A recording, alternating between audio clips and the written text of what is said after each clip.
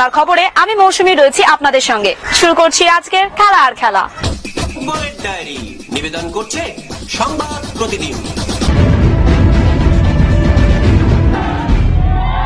টানা 5 ম্যাচ জয়ের পর মুম্বাই সিটির বিরুদ্ধে পয়েন্ট নষ্ট করেছে মোহনবাগান। টিমের কোচ হোসে মলিনা মনে করেছেন এটা তার টিমের কাছে ভালো শিক্ষা হলো, যা আইএসএল এর নকআউটে কাপ জয়ের ক্ষেত্রে তাদের ভুল শুধরাতে কাজে লাগবে। মুম্বাইয়ের বিরুদ্ধে প্রথমার্ধে 2-0 গোলে এগিয়ে গিয়েও 2 গোল হজম করে খেলা শেষ হয় 2-2 গোলে। দুটো গোল খাওয়াই মুম্বাই সেট পিস থেকে। ম্যাচের পরে বাগান স্পেন্স কোচ বলেছেন, আমরা সেট পিসে প্রচুর গোল পেয়েছি, কিন্তু সেট পিসে সেভাবে গোল খায়নি মুম্বাই। ম্যাচটা সেই হিসাবে শিক্ষা দিয়ে গেল। নকআউটের ক্ষেত্রে কার্ডের অঙ্কটা মলিনার কাছে একটু জটিলই, কারণ তার টিমে 2 সেরা তারকা টম ও ম্যাকলারেন 3টে করে হলুদ কার্ড আছে। 8ই মার্চ গোয়া ম্যাচে এদের কেউ একটা হলুদ কার্ড দেখলে সেমিফাইনালে খেলতে পারবেন না। ফলে গোয়া ম্যাচে এদের একটু দেখে ব্যবহার করতে হবে। সেই লক্ষ্যেই মলিনা দীপেন্দুকে স্টপারে ম্যাচ টাইম দেওয়ার চেষ্টা করছেন। আলবার্তোকে বসিয়ে গোয়া ম্যাচে টমকে বসিয়ে আলবার্তো দীপেন্দু জুটি ব্যবহার করতে পারেন মলিনা। ম্যাকলারেনকেও গোয়া ম্যাচের শুরু থেকে তিনি নাও নামাতে পারেন। সেক্ষেত্রে ফর্মে ফেরা দিমিত্রি আর কামিংস জুটি বাঁধতে পারেন। কার্ড সমস্যায় গোয়া ম্যাচে নেই ক্যাপ্টেন সুভাশিস বসু, তার জায়গায় লেগ ব্যাকে খেলতে পারেন আশিক কুরুনিয়ান।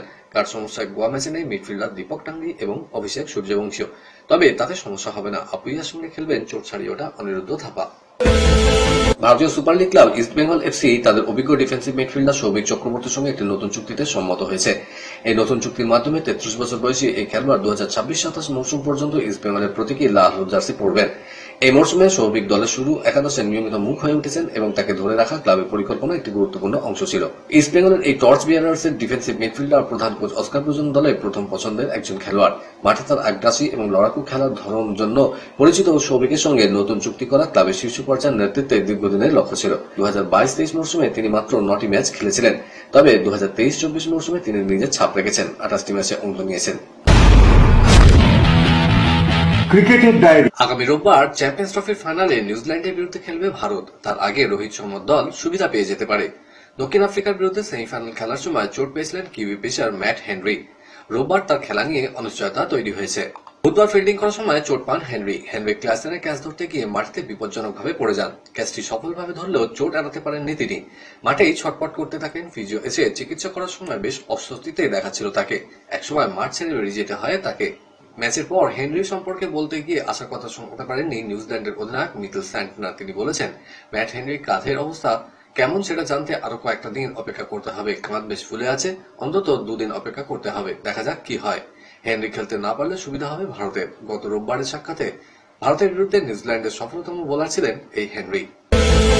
মহেন্দ্র সিং ধোনি অবসরের জল্পনা উস্কে দিলেন সঞ্জু স্যামসন। আসন্ন আইপিএল এর জন্য একটি বিজ্ঞাপনে দেখা যাবে রাজস্থান রয়্যালসের অধিনায়ক এবং চেন্নাই সুপার কিংসের প্রাক্তন অধিনায়ককে। বিজ্ঞাপনে ধোনিকে চেন্নাই এবং সঞ্জুকে রাজস্থানের জার্সিতে দেখা গিয়েছে। প্রকাশ্যে আসা ভিডিওয় দুজনকে কথা বলতে দেখা যাচ্ছে।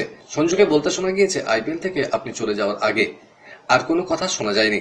এর থেকে ধোনির অবসর ঘিরে নতুন করে জল্পনা তৈরি হয়েছে। তবে কি এবারে আইপিএল খেলে ক্রিকেটকে পাকাপাকিভাবে বিদায় জানাবেন ভারতকে 2টি বিশ্বকাপ দেওয়া প্রাক্তন অধিনায়ক? গত 26শে ফেব্রুয়ারি আইপিএল এর প্রস্তুতি শিবিরে যোগ দেওয়ার জন্য চেন্নাই পৌঁছে অবসরের জল্পনা নিজেই উস্কে দিয়েছিলেন ধোনি। তার টি শার্টের লেখা ঘিরে তৈরি হয়েছিল জল্পনা।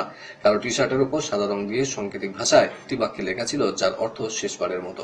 অস্ট্রেলিয়া মাটিতে খারাপ পারফরমেন্সের পর রঞ্জি ট্রফি খেলার ধুম লেগেছিল রোহিত শর্মাদের। কোচ গৌতম গম্ভীরের নির্দেশে প্রায় সব ক্রিকেটারই নেমে পড়েছিলেন রঞ্জি খেলতে। সুস্থ থাকলে অন্তত একটি ম্যাচ খেলেছেন সকলেই, কিন্তু তাদের মধ্যে বেশিরভাগই সেভাবে নজর কাটতে পারেননি।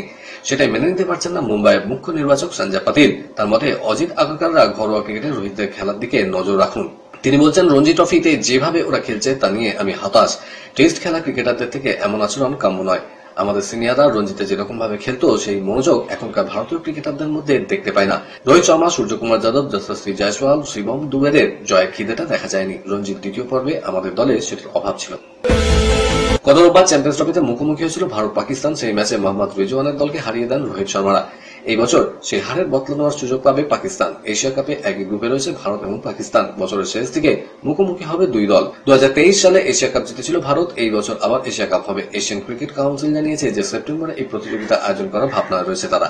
টি20 ফরম্যাটে হবে এবারে এশিয়া কাপ। খেলবে 8টা দল। মোট 19টা ম্যাচ হবে বলে জানা গিয়েছে। প্রতিযোগিতার আয়োজক ভারত হলেও ম্যাচগুলো শ্রীলঙ্কা এবং সংযুক্ত আরব আমিরাতে হওয়ারও সম্ভাবনা রয়েছে। আফগানদের দুরন্ত উত্থানে মুগ্ধ সচিন তেন্ডুলকর। ইংল্যান্ডের বিরুদ্ধে রশিদ খানদের রোমাঞ্চকর জয়কে অঘটন ব্যাখ্যা দিতে নারাজ মাস্টার ব্লাস্টার। সমাজ মাধ্যমে বলেছেন, আন্তর্জাতিক ক্রিকেটে আফগানিস্তানের ধারাবাহিক উন্নতি সত্যি চমকপ্রদ। ওদের জয়কে অঘটন বললে ভুল হবে, কারণ এমন সাফল্য অর্জন অভ্যাসে পরিণত করেছে ওরা। দলে বেশ কয়েকজন ম্যাচ উইনার রয়েছে। আলাদাভাবে প্রশংসা করতে হবে ইব্রাহিম জাদরানের দায়িত্বশীল সেঞ্চুরি, আর বল হাতে 5 উইকেট নিয়ে তার মর্যাদা রেখেছে আজমাতুল্লাহ ওমরজাই। খেলার খেলাতে সময় হয়ে গেছে এখন একটা ছোট্ট ব্রেকের। ফিরছি ব্রেকের পর, দেখতে থাকুন খেলা আর খেলা।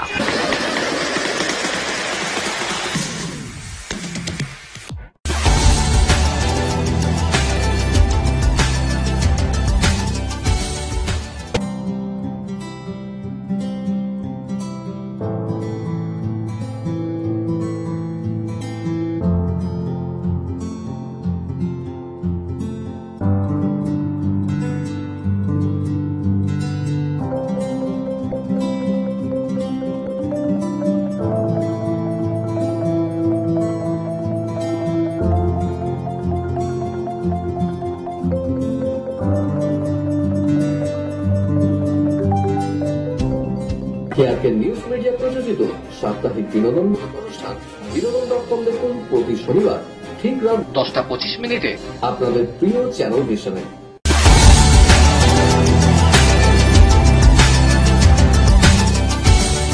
ব্রেকের পর ফিরে এলাম খেলা আর খেলাতে। বিদেশের ডায়েরি। বিশ্বকাপের যোগ্যতা অর্জন পর্বে আগামী 2টি ম্যাচের জন্য আর্জেন্টিনার 33 জনের প্রাথমিক দল ঘোষণা করলেন কোচ লিওনেল স্ক্যালোনি। অধিনায়কের দায়িত্বে থাকবেন লিওনেল মেসি।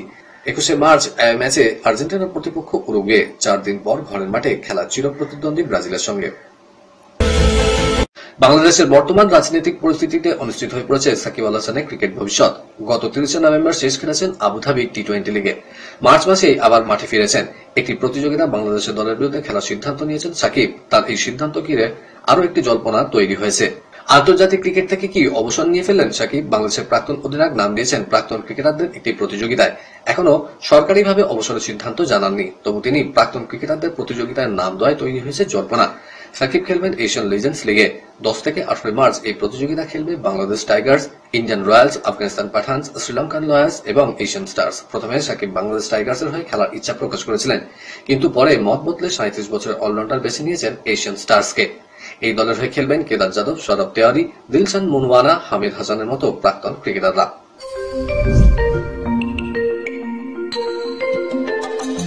1982 সালের এশিয়ান গেমস দিল্লির মাঠে মীর রঞ্জন নেগির ভারতীয় হকি দলকে 7-1 করে হারিয়েছিল পাকিস্তান।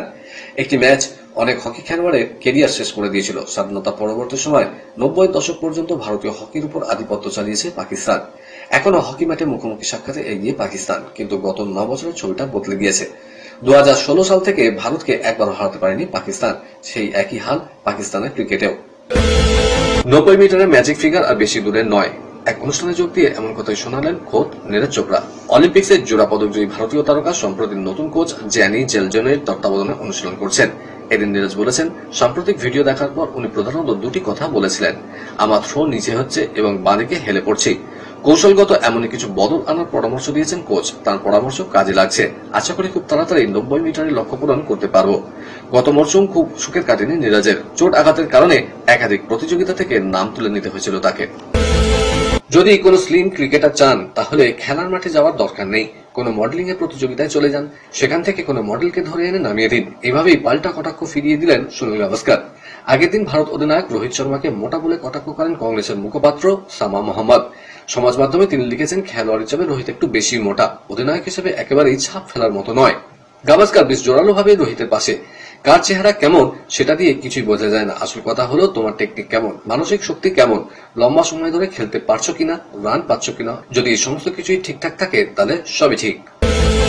একসময় জাতীয় দলের হয়ে ঘাম ঝরিয়েছেন তারা, কিন্তু এখন দুই তারকা পাক বোলারের বিরুদ্ধে হয়রানির অভিযোগ আনেন প্রাক্তন পাক স্পিনার মুস্তাক আহমেদ। ওয়াসিম আকরাম এবং ওয়াকার ইউনুসের বিরুদ্ধে কোর্টে যাওয়ার হুমকি দেন তিনি। দুই তারকা পাক ক্রিকেটারের বিরুদ্ধে 35 কোটি টাকা মানহানির মামলা করবেন বলে জানিয়েছেন মুস্তাক। ওয়াকারের বিরুদ্ধে 20 কোটি এবং আকরামের বিরুদ্ধে 15 কোটি টাকার মামলা করবেন মুস্তাক। মুস্তাক এখন বাংলাদেশের স্পিন বোলিং কোচ। তিনি দুই তারকা পাক বোলারকে হুমকি দিয়ে বলেন, ঠিক আছে, এবার তাহলে আদালতেই দেখা হবে, দ্রুত আমার আইনজীবী তোমাদের আইনি চিঠি পাঠাবে। কলকাতার ডায়েরি নিবেদন করছে গুড এজ হসপিটাল। আবার আন্দোলিত হবে ফুটবল নগরী। কলকাতায় ফের পা রাখতে চলেছেন লিওনেল মেসি। সব ঠিকঠাক থাকলে চলতি বছরের নভেম্বর অথবা 2026-এর জানুয়ারি মাসে কলকাতায় আসবেন মেসি। আমেরিকা মায়ামিতে নিজের বর্তমান ক্লাব ইন্টার মায়ামিতে ভারতীয় সময় রাত 10:15 নাগাদ মেসি কলকাতায় আসার চুক্তিপত্রে স্বাক্ষর করেছেন।